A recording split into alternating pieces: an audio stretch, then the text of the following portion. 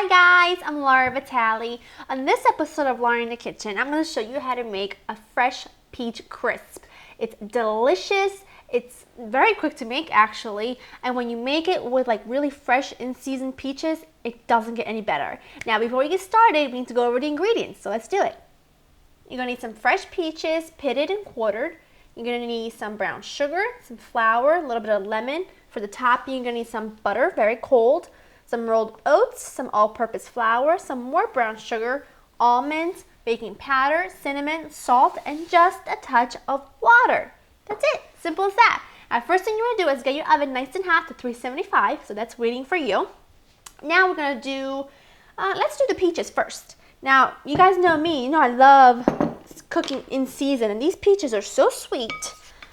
I can't even tell you, they smell delicious. So, of course, I grabbed them up and I had to make something with them because they were just too wonderful. So to that, I'm going to add in some flour, and I'm adding flour because these peaches are going to release a lot of juice and I don't want it to be too watery, and the flour is going to help thicken up. Some brown sugar. Now the brown sugar depends on how sweet your peaches are, obviously. And we're going to use just a touch of lemon zest and lemon juice because everything is so rich as far as like the brown sugar and things like that. It just needs a little touch of brightness to kind of bring it all to life. So we have a little zest, not much at all, not even half of a small lemon, maybe a quarter of a small lemon. Same with the juice. Get those pits. And now using a wooden spoon or a spatula or whatever you have, just mix this all together until you have all those ingredients coating the peaches. Just gonna put these in a casserole dish, and you can also use just like a 9 by 13 like square baking dish if you don't have like a casserole dish like this, but that would do. Set that aside. Now in the same bowl, no need to use another bowl, we're gonna add on all of our ingredients for the topping.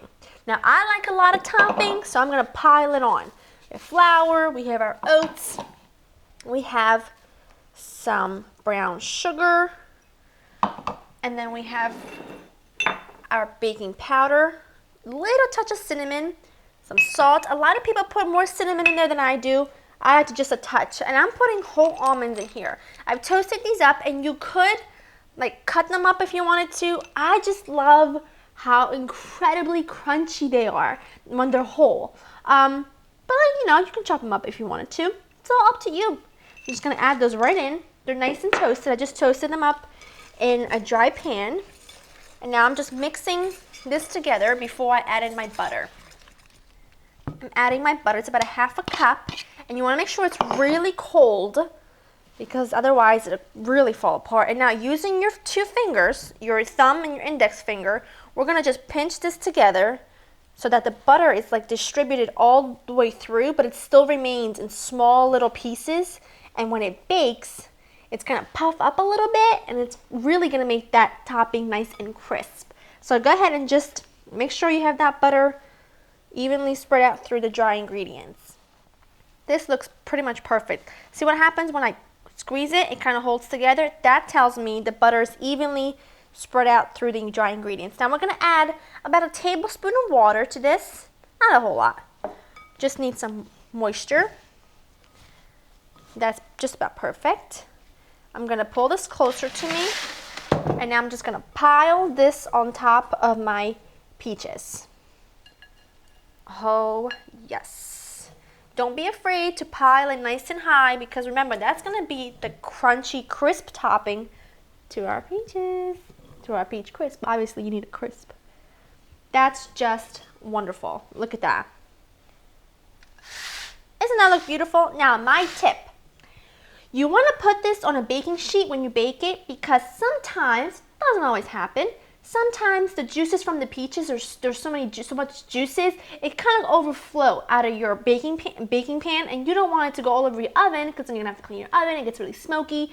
We don't want to do that. So we're going to pop this into the oven, 375 for 35 to 45 minutes until everything's nice and bubbly and the top is golden and crisp, and it's just going to be divine when we dig in. Now this baked for 45 minutes and I let it cool for a little bit because I don't want to burn my lips when I dig into it. And as you can see, it's really nice and golden. Look, you hear that? Nice and crispy topping, which is exactly how it should be. And I like my inside not to be too juicy because I think it defeats the purpose. But that is perfect. Look at those peaches.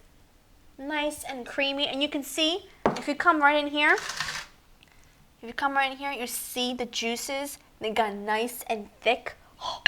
I just gotta do it. I can't. I want a whole big peach, and I like to cut my peaches nice and big. That way, look, they stay whole, and you actually can taste the peaches. My eyes are gonna roll in the back of my head. I'm sorry, this is so good. Only thing will make this better is a giant scoop of the best vanilla ice cream I can get my hands on. I want this. I gotta go. We want to be alone. I hope you guys enjoy spending time with me. To get this fabulous recipe and other recipes, go onto my website, www.laurieandthekitchen.com. See you next time. Bye!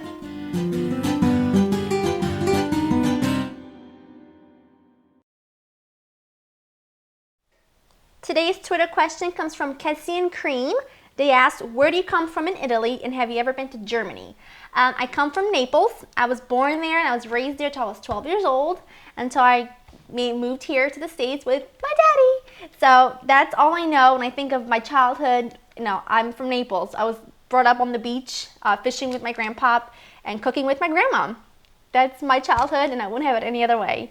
But no, I have not been to Germany, but I would absolutely love to go there one day. I am willing to admit that my biggest thing is that I haven't traveled to countries like that, and I would just love to one day, and I hope that I can make it there. If you have any questions that you'd like to see answered on my show, tweet me at Laura's Kitchen. Don't forget the hashtag Laura Vitale.